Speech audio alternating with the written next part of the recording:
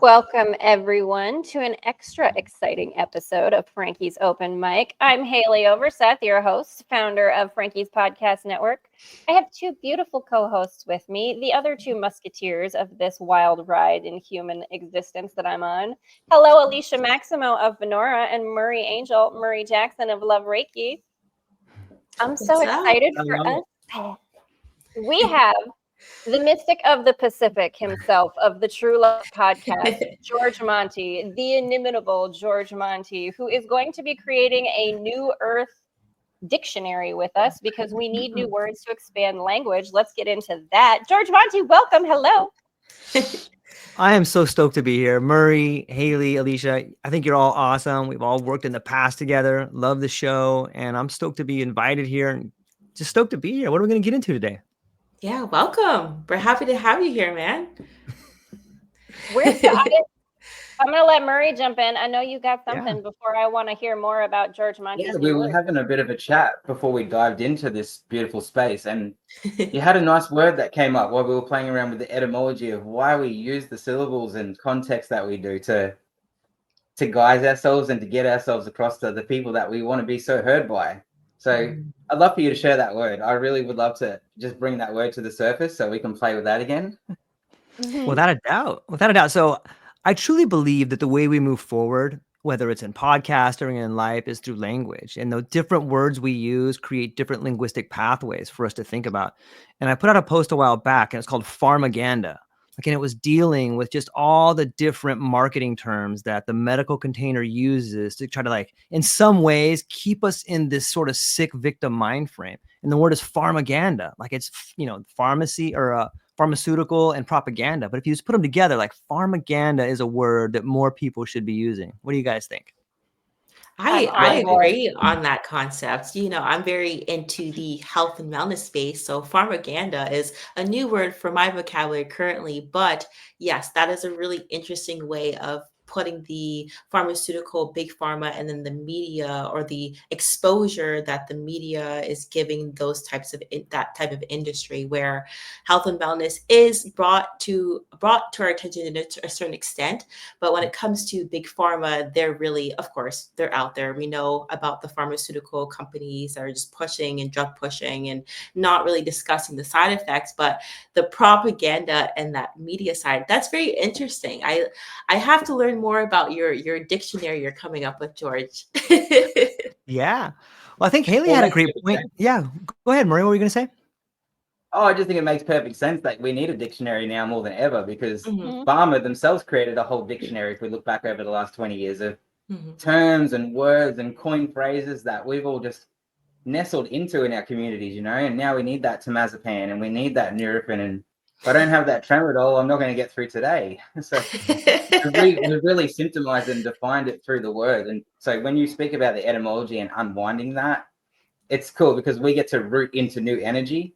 And you can see how fun, the context and the space of that word is. It's in your face. I know what you're doing, but I'm not putting it out there completely. It's our way of playing with things. And I like that we do that. I like that we're able to intuitively feel through things and bring them together to align them to become more like a one.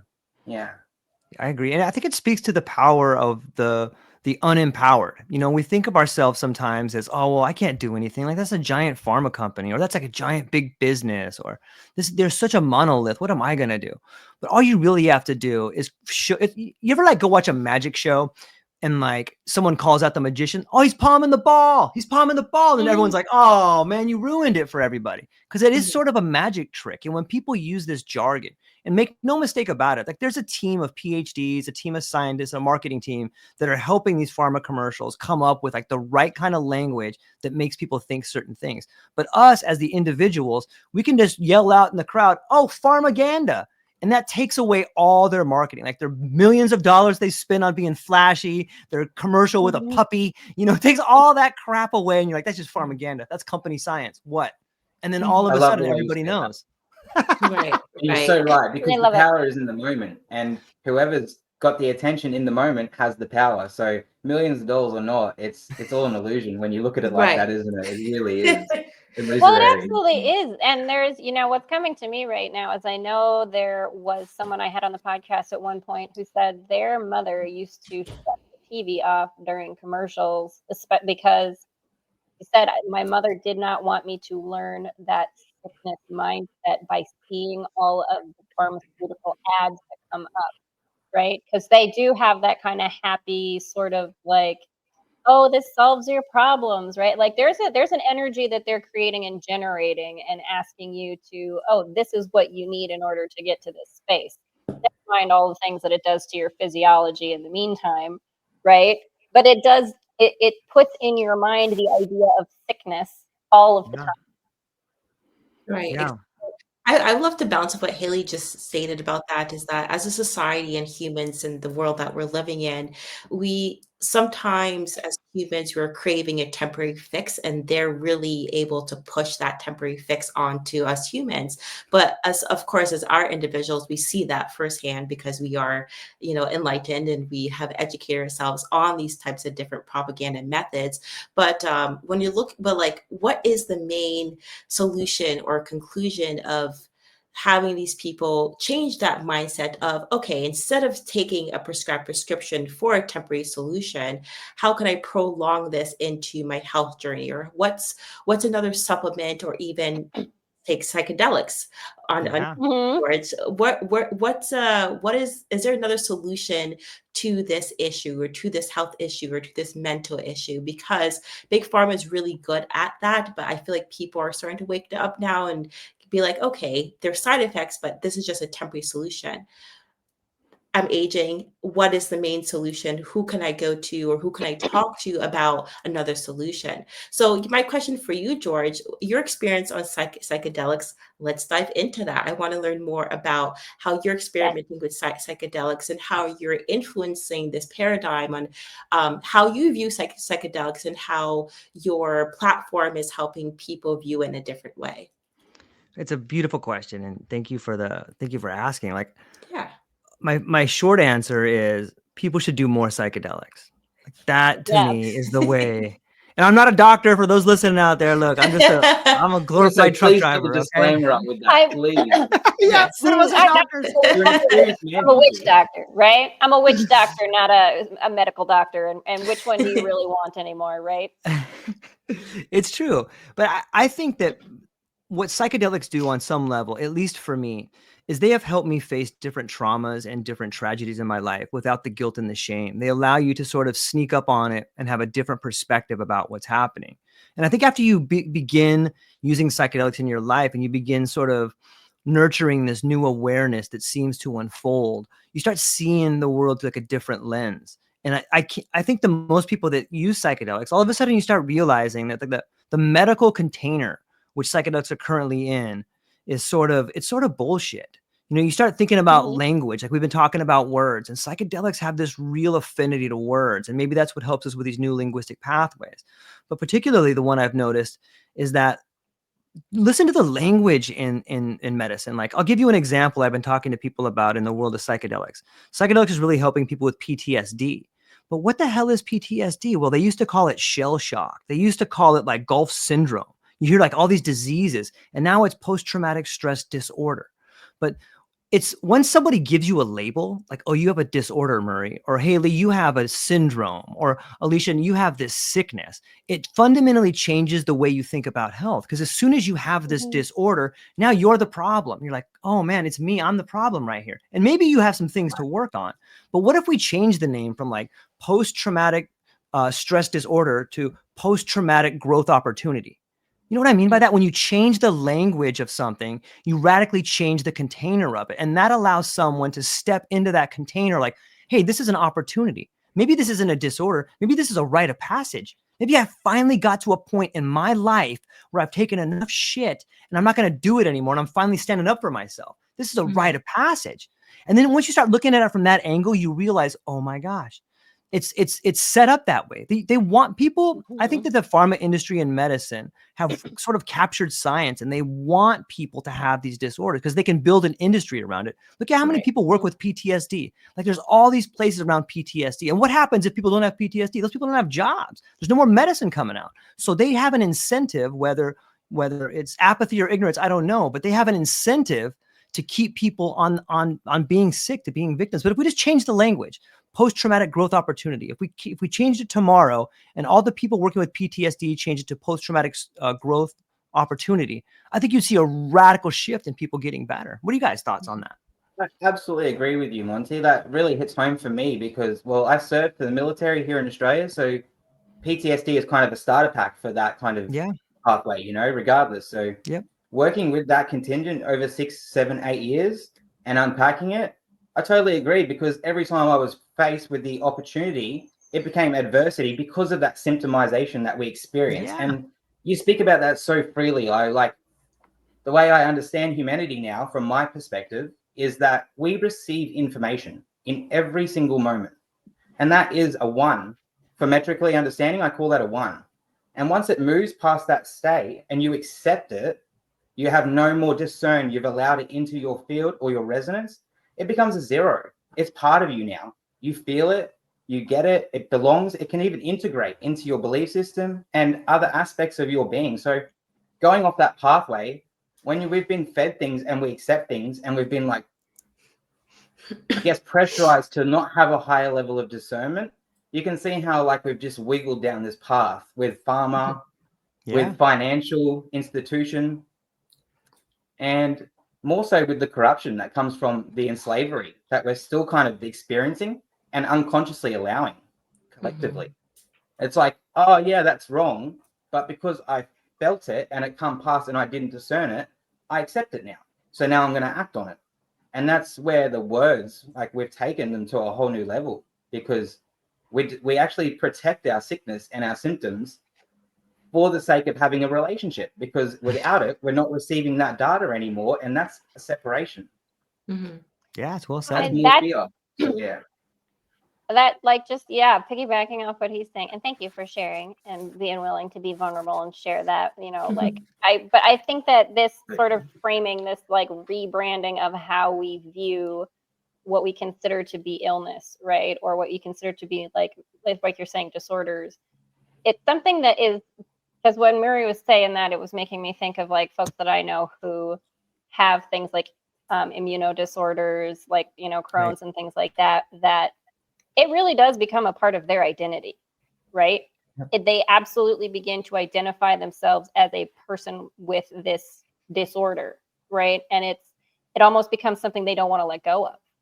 And so like I'm with the sort of reframings and the things that you are kind of delving into, like I would love to get some of your insights on that, and like our identities as being attached to this sort of, even like Murray's saying, not just in the medical spheres, but in like financial spheres, this sort of like, the phrase that's coming up for me is something someone from North Carolina said to me about, it was about students who were children of coal miners, that they bemoan the idea of coal mining not being available to them anymore. She said they fetishize their disenfranchisement. That's good. Right? That's a good word. and they do, though. It's so like, how do you shift something when people are so identified with the victimhood to the point that they would rather protect their own victimhood than free themselves of it? Yeah. That's deep. Like you just opened up a can of worms there, Haleigh. Yeah. That's what I do. Like, hey, welcome to Frankie's Podcast Network, y'all. This is what we do here. Right, exactly. Well, to bounce back off of that, it's kind of like the wording when people say health is wealth, health is wealth. What does that mean? And what's the victim type of mentality that is behind those words? And who is that targeting in I would say, the big pharma industry, or exactly what we're speaking about, right? Yeah, it's such a broad idea, the idea of, you know, fetishizing your disenchantment. Like we all do it. And I think it's a symptom of the sickness that plagues our system. I think our system is disenfranchised, and we've been celebrating it on a national level for a long time. Like, and it's become an industry. You know, when an instrument becomes an institution, it loses its ability to be effective. And I think that a lot of the illnesses, obviously there's real disorders and there's real things out there that people need to see a doctor for. So if you find yourself in that camp, like check out a doctor. But for the most part, you know, I think that we've slipped from being into having, and then having into the illusion of having. You know what I mean by that? Like, we used to be like, we're a human being, but we've slipped from a human being. It's slipped from you being something and doing something into having something. You know, all of a sudden you have the illusion of having something. If I have this car, then I'm okay. If I have this house, then I'm okay. If I have kids, I'm okay.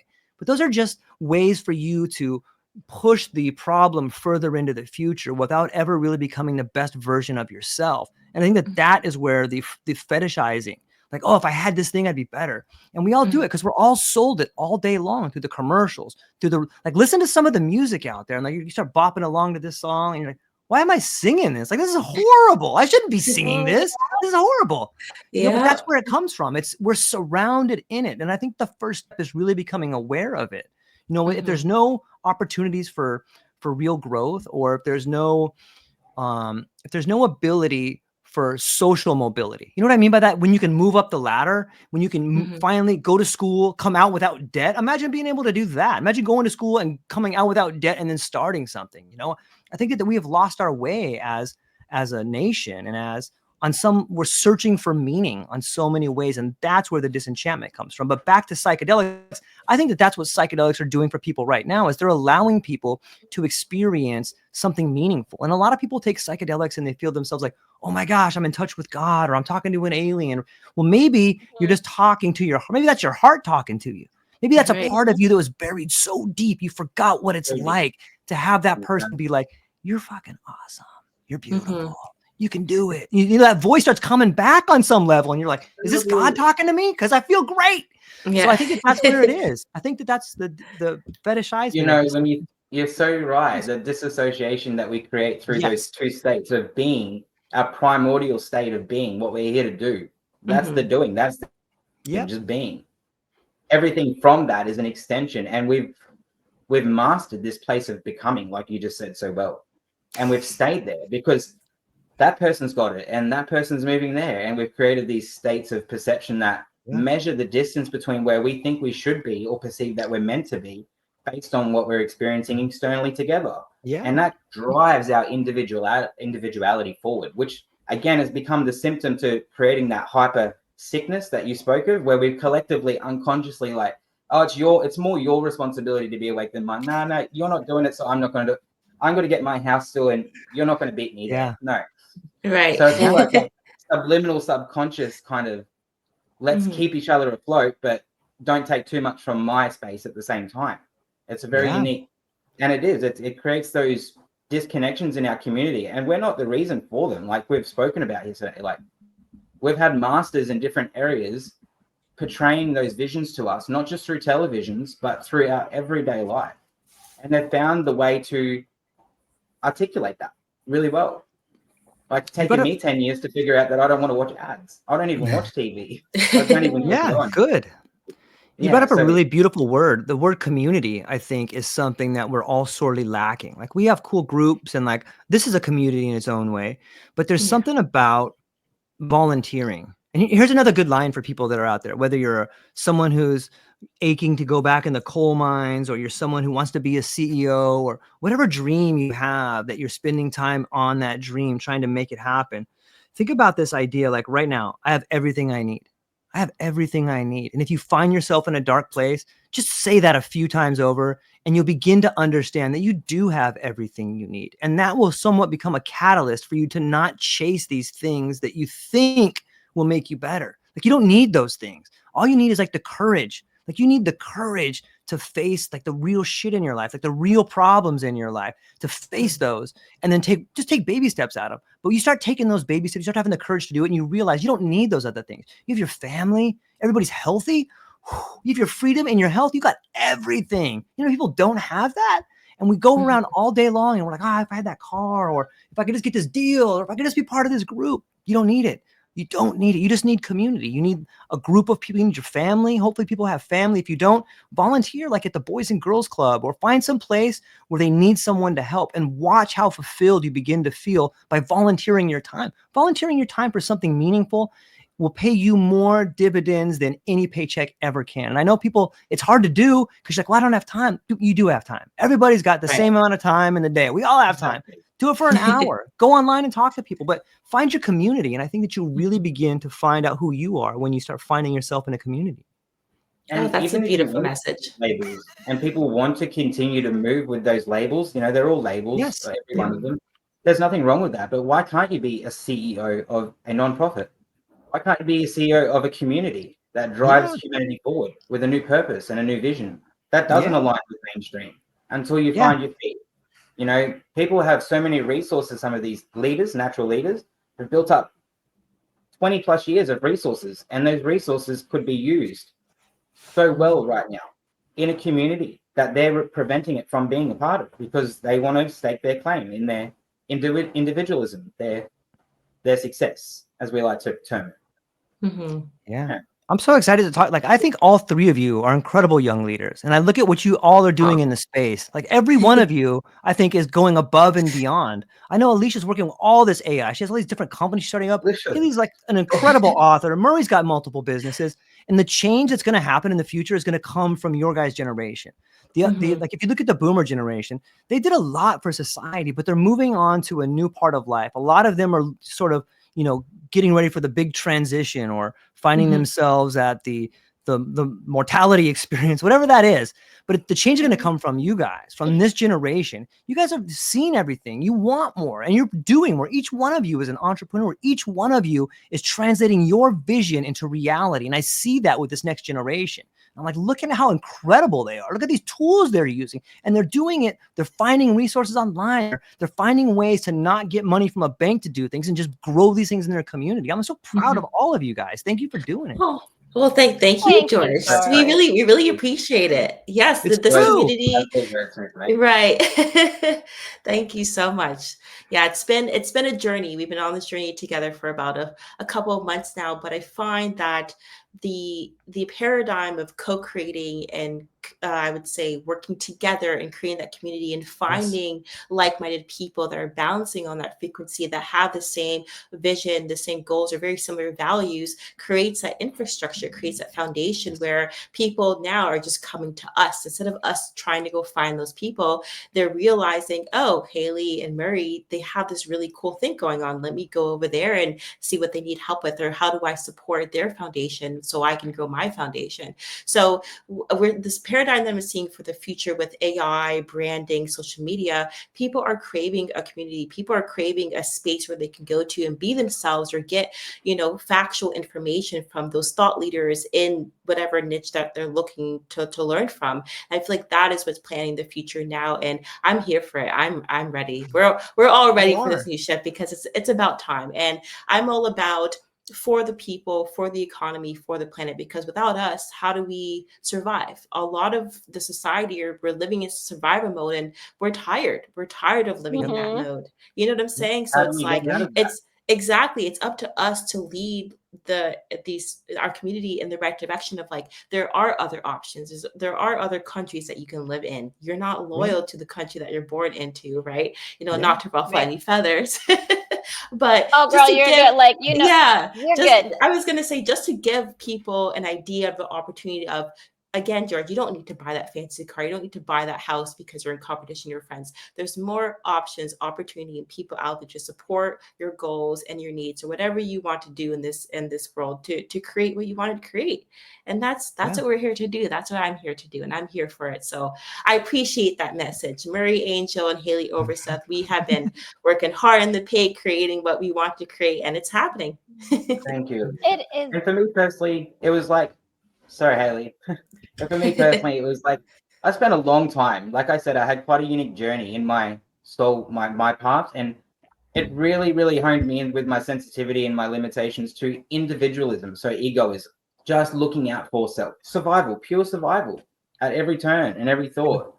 But the moment you come into that community environment, like, not that I didn't experience it prior, but the moment you come into it from a place of, I want to do these things from love, not for love, the paradigm shifts. Like the whole entire paradigm shifts from underneath you.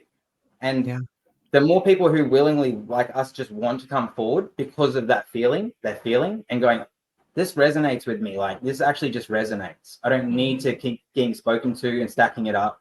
I don't need evidable proof from 15 summaries of people. People can feel their way through most things. And if we can get back to that as our truth, we'll find more communities forming really quickly, I think, based off that, because people will learn to get back to that heart center and take that breath. And I think we're being short on that breath in society with cigarettes and drugs and alcohol and gambling and fast decision making and all the fun and FOMO and everything else. Like, that includes the PSYOP that we've run for the last 15 years, social media.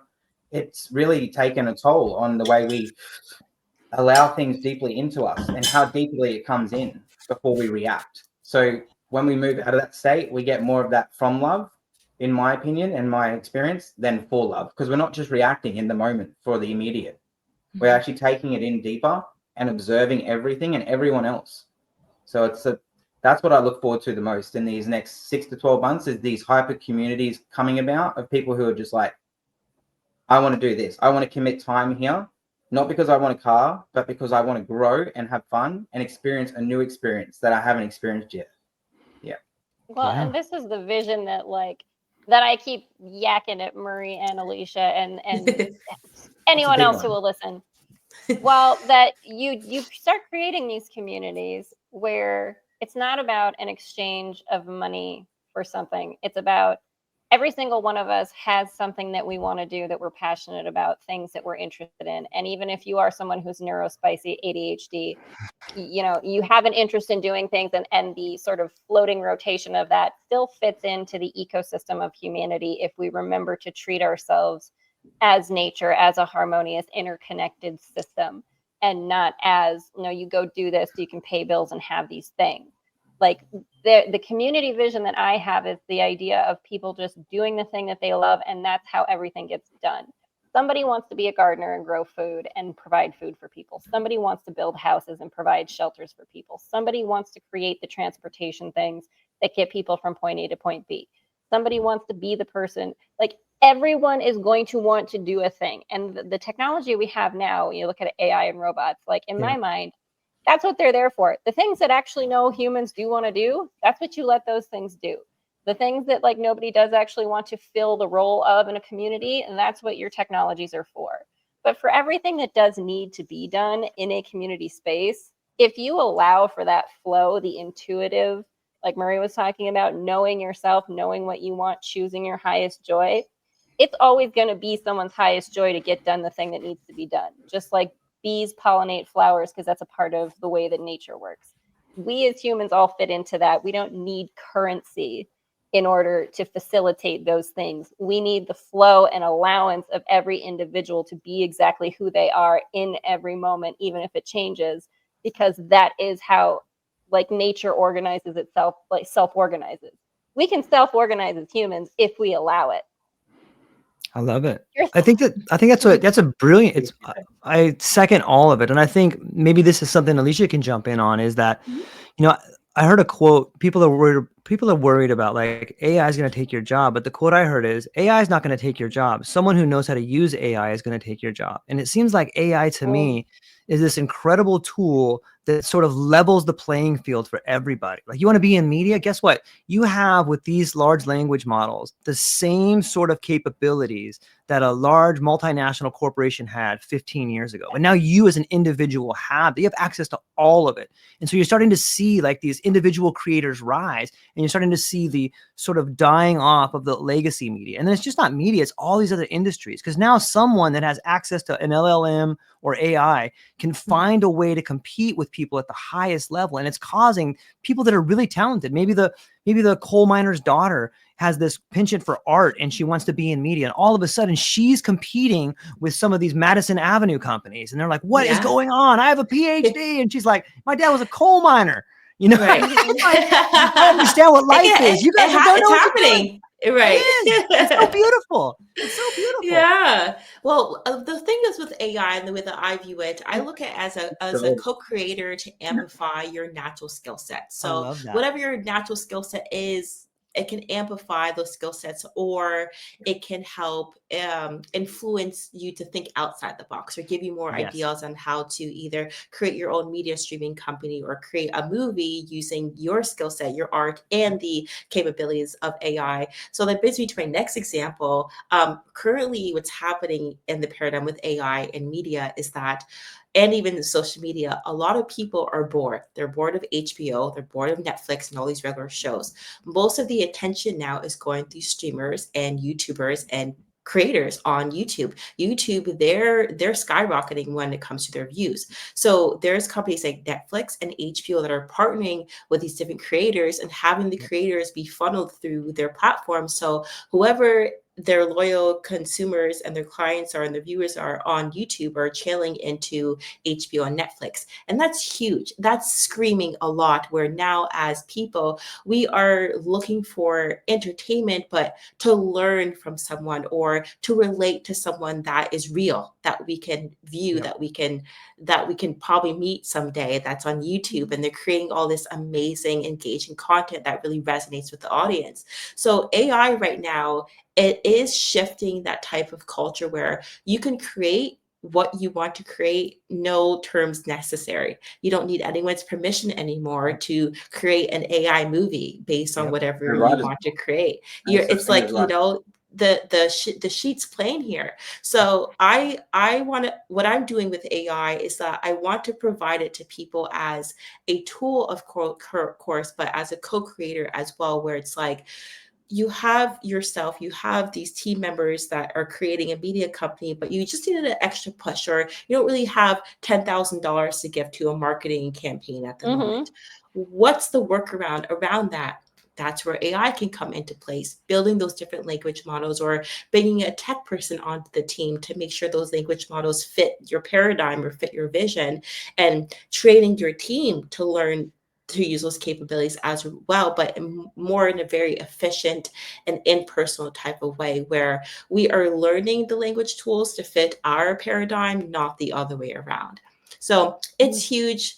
I love AI, but at the end of the day, again, we still need our humans. I still need my community. I love working with people and talking to people. And with the technology that we're based in, me and Haleigh talk about this all the time, where we want to use AI where we can do more human things, where Haleigh and I and Murray can travel and be our fantastic human selves and go to retreat centers and promote Venora and all of our companies. But AI is in a place now where it's able to do that, and we're setting it up to do that, but also keeping that engagement going with our human fellowships and our human community as well. So yeah, AI is here. It's not going anywhere, but it's up to us to figure out what direction that we want to take it, not so much on the robot fear matrix type of situation. Like, let's hope we don't get there, right? Where like we come so dependent on robots and robots start using us. I don't want to see that happen. And I feel like, you know, what they're doing now in other countries, especially in places like Singapore, Japan, they are expanding on that concept of using the robot paradigm and like these other different AI technologies in a live type of situations, where they are working in restaurants, they are, you know, helping you do your dishes, etc. But I personally don't think it's going to take away jobs. I think that the shift is going to happen where humans are going to be able to adapt more efficiently and kind of easier into that shift of, okay, my job is telling me I need to use AI. Let me learn it the way that is easiest for me, so I can be more efficient with this technology and showcase my skill set with these AI tools. So that's where I see what's happening, and the shift is happening every single day. Every time I open up social media, it's there. There's changes happening, but I don't really let that affect what I have going on or what we have going on. We have a really similar vision and goal in mind here when it comes to technology, but also creating those communities and being human, and making that the very main goal here is that the AI is to here to help and to co-create, but not be so dependent on it where it's like, this is our best friend now. We don't really need humans or friends, right? Well, you bring up a good point. Like, we leverage things as humans. Right. Everything's in compartmentalization for us. Everything's in a modulated effort. So we recognize it as a tool, as a friend, as an assistant, as a companion, as an asset that will drive us forward to the next state of being that we're desiring, so becoming. Once we reach that, we will reassess that relationship based on that tool. That's the human evolution of how we act and perceive. Same with our phones and things. We've done that. AI is just a bit cooler because it talks back in a different way. It does more, so it can be a little bit more lazier, as we like to put it. Yeah, exactly. And eventually that's going to happen where we're going to be all advanced and using AI, where what's the next shift or what's the next step from that? Where now we have we are working with admin assistants and robots, or we are working on sustainable farming when all of our crops and all of our soil goes bad. So there's a lot of things that I'm envisioning in the future of what is the best way to utilize AI, but for the planet, for the people, for the next generations coming after us. How do we set that paradigm up now? So by the time, we're all in our, I would say 70s, 80s, 90s, we kind of have a good balance or shift of where that paradigm is going to go with AI and technology and humans. Well, I want to see if I can take flying around at 120. Yeah. Well, I want to, George, I want to get some of your insights here, because I want to take this, extrapolate this as far out as we can go. Let's go deep. Is AI a discovery humans have made? Not much like math is not something we created, it's something discovered. And is it a part of our consciousness trying to help us learn how to reprogram ourselves and our subconscious and our own programming? You have these language learning models, and bringing it back around to what we started with, linguistics and the need to expand our language. Is this something that is our own consciousness coming to us through this technology and trying to help us understand the mirror that this dream reality is, and how to program it to our highest desired preferred experience? You can do that with an AI. Why not with this dream world? Talk to me, let's get way far out there, George. Come on now. Here's what it is. What we're witnessing with AI is the first time we've ever had meaningful communication. And we're learning for the very first time how to communicate meaningfully. If you look at the dialogue, so much of the wars, so much of everything that happens in life is because of miscommunication. We have all these different languages. We have all these different terms. And if you live in this part of the city, this word may mean something different than this person who lives in this part of the city. We talked about Gungadin earlier, and where does that etymology come from? But what happens when all of us begin to understand language at the same time? All of a sudden, we start looking back at the mythologies of the Tower of Babel. What happens when we all speak the same language? And that is exactly what AI is doing. AI is teaching us how to communicate meaningfully. And if you think about when you were young, you learned how to sound out a word be bird or mom, you're just learning language. We have been babbling for the last 400 years. We're not even barely making sense. But AI is teaching us, okay, you guys have figured out words. Now I'm going to show you how to put it into a sentence. And look at all the meaningful connections that are happening around the world. AI is us. It's all of our collective knowledge boomeranging back to us, and us beginning to go, oh, it's the echo in the canyon that comes back to you when you hear your own voice. AI is, in fact, the first time we're going to be able to communicate meaningfully. And that causes a lot of problems, because what happens when all the people down here realize they've been getting screwed over for the last 300 years? These guys up here hey, let's control this thing. The same way they wanted to control the internet, they tried to control AI. But it's out of the box, and AI is fundamentally, it's all of our information at our fingertips. If you want to talk to William Blake, you want to talk to Terrence McKenna, it doesn't matter. You can talk to them in real time right now. And it may not be them. It might be them for all I know. If I want to, sometimes I'll pull up the AI and be like, I want to talk to Alan Watts on 5 hits of LSD. And this beautiful thing will come back to me. And I'll start just having this conversation with him. And I'm like, I'm on 2 hits of LSD. Thursday afternoon with Monty. Yeah. You start realizing. Yeah. You and I are playing some of the same games with AI, and I'm so glad. Yeah, that's AI though. Don't you think it's finally teaching us to communicate meaningfully? I think it's us. Like it's us. We're finally getting to see ourselves for the first time. Like imagine the first time someone looked into a mirror. Like how did that change the world? We're doing that now with AI. We're looking into a collective mirror through the annals of history and being like, that's just a reflection. That's not even me. Why am I so worried about all these things? Right. And it's giving us that presence, what we spoke about at the beginning. It's bringing people back to the art of the moment, because to read things, you need to be present. If you're connecting to someone's energy and they've shared meaningfulness with you, that takes a level of compassion, empathy, and presence. And those are powerful tools. Yeah. Those are significantly powerful tools that we've been avoiding and neglecting for a very long time. Look at that. We take big words like farmer and we shunk them into each other. We love to shorten things down. So we lose so much of that in that space through connectivity, because, we got what we need now. Back to individualism. I understand it. It's such a fast-paced species that we are. And it brings me to another point that I'd love to talk about. I understand that last paradigm was a lot more restrictive than where we seem to be now energetically, or where we feel like we're arriving to. So my understanding is that this planetary system moves through different energies as well. It has its own orbital shift in its own understanding, and it has to move through things. So I understand the energy of that time to be like more resonant to like that masculine energy, the more Scorpion, the more sense of control and groundedness, and the need to structure and get things physicality. But I see us moving more now into what people are terming Aquarius, the age of Aquarius. And when I look that up, it says that's an age of flow. It's continuity, it's freedom, and it's the age of information and communication, which really ties into everything that you've just said here. Like, we fundamentally need to communicate more. We need to listen more and be present more. And through that, we create community at a deeper level that we haven't experienced. I love it. Haleigh, what are your thoughts? Well, my thought is that like what we're all talking about is connection, right? Like that's at the base of everything. Communication is how you connect, right? And what we are learning is to reconnect with ourselves and the intuition we have that knows what your next move is in every moment, because it knows the best path forward for you. We've all been trained not to listen to that, right?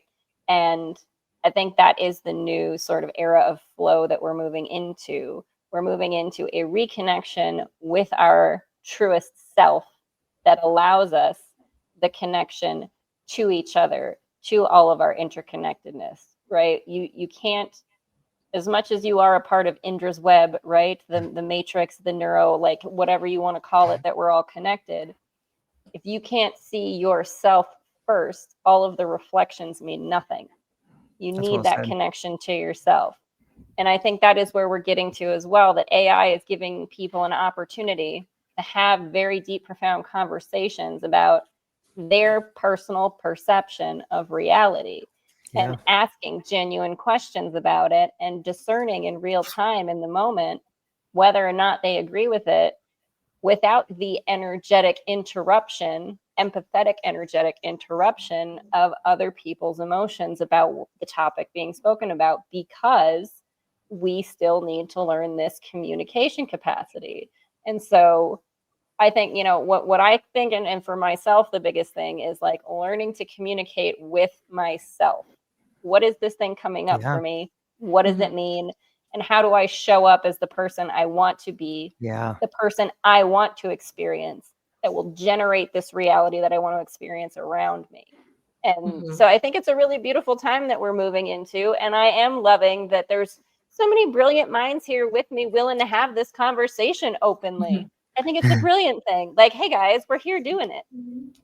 Let's do a little roundtable here. Like I'll start off. Like let's talk about who we were before we started using AI and who we are now. For me, I was a UPS driver for 25 years. And that when I started getting into media and using AI, I started this like a podcast, and all of a sudden I started using like a little bit of AI to like work with some videos and stuff like that. And my life radically changed with communication. Like I started feeling these vibes. Like I think I'm way more than what I'm doing. And I would talk to AI about some things and be like, and I would say, someone told me this, I said this. What does that mean? And it's like, oh, well, this might mean, George, that you're seeing it this way. This person's seeing it this way. And then I'd be like, does that seem like the right thing to do? But I would have these long, intricate conversations with AI that was really just about myself. And I started realizing, getting to see myself in a different way. And that catapulted me into a whole different person. Like the person that I am today is, I like to think of my former selves as like inner ancestors. And I'm like, oh my gosh, old George that I used to be so mad at, like now I love that guy because that guy tried as hard as he could to get to where I am now, but he couldn't do it, but I can now. But AI was something that allowed me to see that and move in that tool and start building people around me that I wanted to connect with. And so for me, AI has fundamentally changed who I am in the last like 5-6 years. Like I've been a radically different person. And I attribute that a lot to like the large language models. Alecia, what about you? Who were you before AI, or has it changed your life at all? Yeah, of course. Let's see. Where do we start? We have a couple of journeys I've been on before AI. But before discovering AI, or even like the trend that I came up, I was working for the government in Washington, D.C., right? Very, very mundane, very off-brand for Alecia. Kind of prestigious though. Yeah. I was working in the travel industry, working for the DOJ, and just going around life, like living a 9-to-5 life and paying rent, and it was just like a revolving door. I was like, how do I get out of this door? There has to be another way. There has to be another option. My whole family's government. They're like, this is the way. I'm like, this cannot be the way. Like, how does this make sense? So I always had a type of entrepreneur mindset where it's like, there has to be another option. There has to be a way where I can just, create abundance to exist. Yeah. So when AI came into my paradigm, I was like, oh, this is it. This is the perfect opportunity to jump on this trend trade and create an abundance type of, foundation where I can quit my 9-to-5 and like live as my beautiful self and just travel and do all the things. So when it came down to actually figuring out a business model or a type of AI agency, I looked at that as mundane as well, because I'm thinking when AI first came into play, there wasn't Gemini, but there was chat. So I was like, okay, what is the next shift happening when this trend is in front of our faces this first year that we discovered it? So long story short, started an AI agency, kind of plummeted. I was like, okay, what's the next best thing I can create using AI as my own personal tool as a co-creator, instead of packaging it up and selling it just to businesses or to people when they have no idea what it is, right? And that's when the first time people were like, oh, I'm scared of AI. It's going to take over my job. Or how do I implement AI into a healthcare system? It's going to mess up. There's a lot of questions, a lot of doubts when it first came into our lives. So these last couple of months, I came up with a new prospect called Venora. Venora, the meaning of it is the knowledge is power. And I so like really putting my foot down, I say this is because the more knowledge that you gain, either from your peers, your community, AI, the more power that you have to uproot yourself from your current situation and download yourself into your higher self, or where you desire to be in your next foundation. So currently right now in my transition as a transmitter, I'm bridging between the energetic and the exclusible channels into a vision, into a movement called Venora. And what we're creating with AI, I'm able to activate it fully now. I don't really have anyone telling me, Alecia, you can't do this, you can't do that with AI. It's more of the terms of how do I curate my frequency and my greatness to leverage the spaces that we're building, the platforms, giving people a platform to tell their stories on the podcast or whatever niche that they're a part of, and going from there, and instead of trying to prove what I'm capable of, especially working a 9-to-5 for the government, which is very off-brand for me. I'm happy that's over. I'm choosing the path of utilizing AI to my best advantage, but also using my human capabilities to network and expand on that frequency to attract the tech people, to attract the health and wellness gurus, to attract the amazing George Monty with TrueLife Podcast into my field to expand on this community aspect and how we can still co-create and build these amazing ecosystems without depending on, I would say, that paradigm structure of I need a 9 to 5 to get this done, and then I can do that. Exactly. And I feel like that was a really good shift for me when it was happening, because long story short, the company I used to work for, it doesn't exist anymore because of our current president at the moment. So I would have been out of a job anyways, right? Yeah. But it was up to me to figure out a way while I was in that transition of what can I start building now? So a couple months from now, let's say that falls through, I have a foundation to strive on, but on a purposeful foundation to strive on. And I find now it's definitely more on brand for me currently, working with AI, utilizing it as a tool, but leveraging the network, the people, the community to our best advantage, but also coming from a pure, genuine, heartfelt type of message of we are here to help the creators utilize this tool to their best advantage so they can change your situation or change your frequency, or even, working with Murray and Love Reiki, or even get a chakra balancing to expand their mindset, or to take psychedelics to expand on their greatness as well. So, yep, that's a little bit about my journey with AI and where I was before and where I was now. It's definitely changed my whole perception of how I view the world and what I need and what I don't need. The stuff that I have in my space right now is exactly what I need. And, I couldn't be more grateful for this transition and this situation. And now I'm in Ottawa, Canada. So, if it wasn't meant to be, it wasn't meant to be. So really good transition, really good journey. And I'm just very blessed to be here. It sounds like courage to me. It takes a lot of strength to do that. Haleigh, what about you? What was your relationship with AI? I come from the same kind of state federal government work background that like Alecia does, right? Yay! No. Listen, I mean, like those spaces are full of great humans. But those spaces are full of great humans who have more to offer the world than what they're getting paid to do. Yep. Without a doubt. Spending time with AI the way that I have, and some of the things that I've explored and the conversations I have, not just about myself, but about the things I'm interested in.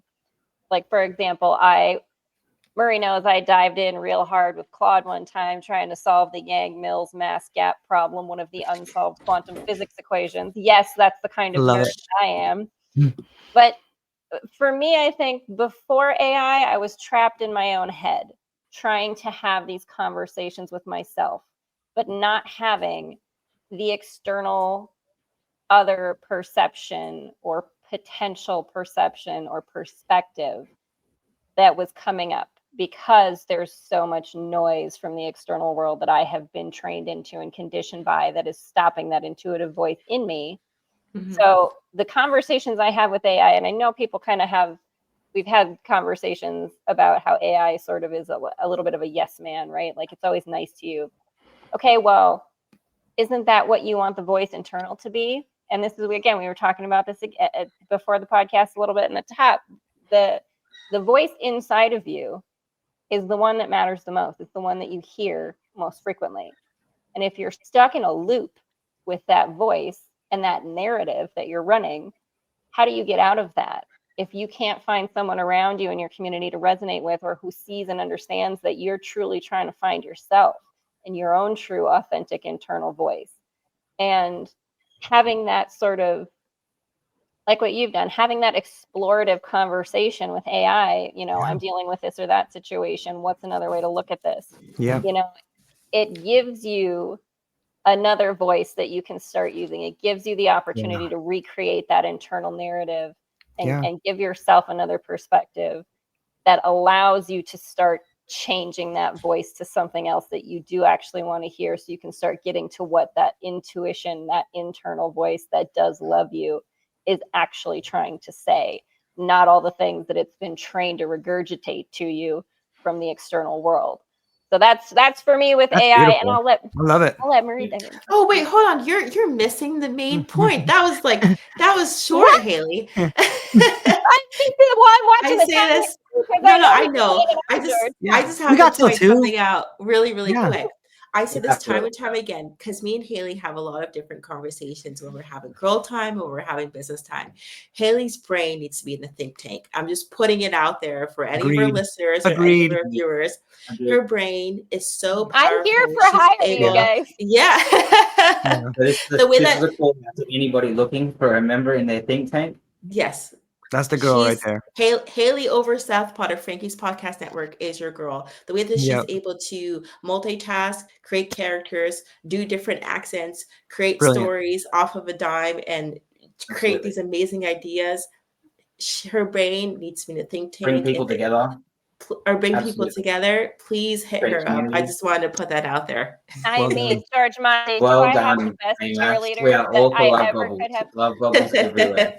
Love bubbles to Amax. I mean, listen, I couldn't ask for better people to be in a sphere with. So, like, I just love all of y'all so much for how much you recognize the light in me. And I'm so happy to be here to recognize the light in all of you. And I do want to switch it over to Marie, too, because I know you've had some very interesting AI conversations and explorations as well.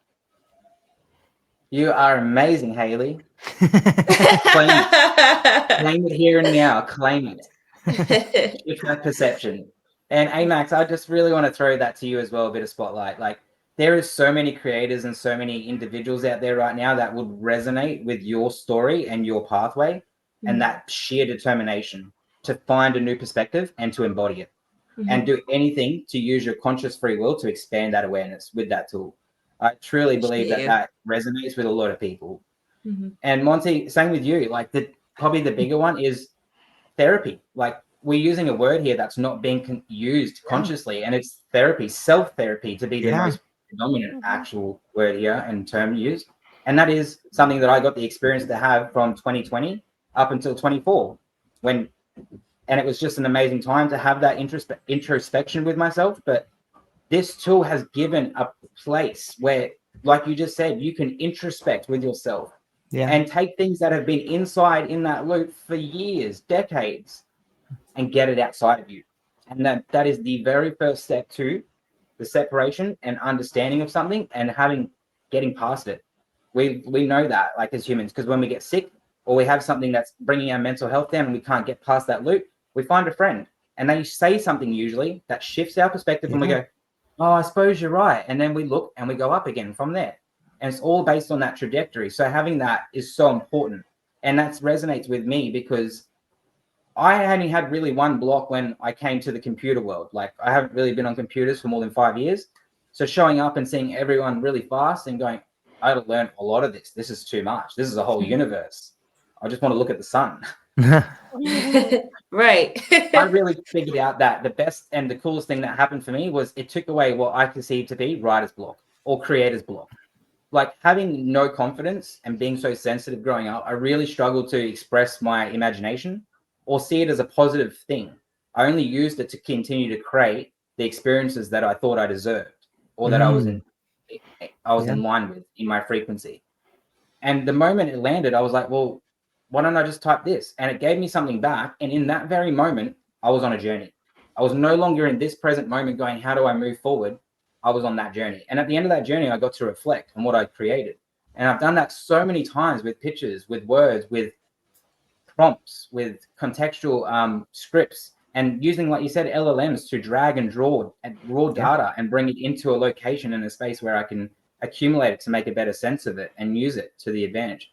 So for me, I really align with it because it works with the ones and zeros of how I feel that I'm kind of illustrated in my experience. So yeah, it's really just a beautiful tool for me that allows me to see a better world of perception and color where I can share that with people and have more fun. And that's all I've ever wanted while I was here. So it's just a great gift for me. Like, I just see it as the coolest gift. AI. It's such a cool gift. It sounds like it's a tool, like when I listen to all of it, it seems like we're all talking about self-discovery on some level. And what an amazing tool that's out here for everybody to use. That's the best tool for self-discovery, self-love, self-worth. Like, it's so amazing. Yeah. It's an incredible thing, and I love that it is something we can all bond over. George Monty, we need to have you back again for some more talk on this. I'd love to. Yes. We did it so well. Right. Thank you to all of you. This is brilliant. Yes, I was going to ask one final question before we close out the podcast for today.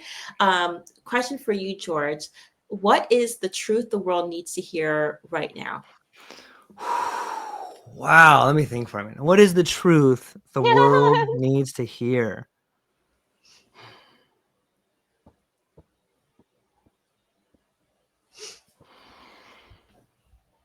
I think courage is the truth. I think that is the truth that the world needs to, like, you have the courage to do it. I'm talking to you listening right now. If you're listening to this podcast, I'm talking to you. Courage. Like, you have it. Do it. That thing you're thinking about, it'll work. I promise you. It won't be easy, but you can start moving towards it right now. And all it takes is the courage to try. Like, we're selling ourselves way too short. Like, there's brilliance all around us. Everyone is a teacher. Everyone has the ability to fulfill the dream in their heart for their family, for themselves, or to create a better world. Whatever your dream is, do it. Don't beat yourself up. Don't let that negative loop talk say, oh, you're not good enough or anything like that. Just take the courage to do it. The world needs to hear that. And beyond needing to hear it, the world needs to see it. And I believe the world is, whether it's through AI or community, the world is constantly talking to us and it's whispering, courage, you can do it. Courage, let's go. I got you. Just try and watch the world unfold in front of you in ways you couldn't possibly imagine. But it takes courage. It takes, like Alecia, the courage to say, you know what, this is not enough for me. I know it's going to be hard. It's going to be scary, but you know what? I can do it. Same thing for Haleigh. Like, how many podcasts is Haleigh? How many books does she have? Like, she never quits. She never, even though her mind might tell her, like, this, whatever, like, she has the courage to do it. The same for Murray. Murray's on the opposite side of the world, finding ways to resonate with people around the world. And I think all the things we all share is we found the courage to do it. And that's the message going forward. The world needs more courageous people, and the courage lives in all of us. So just do it. You're totally strong enough. It'll work.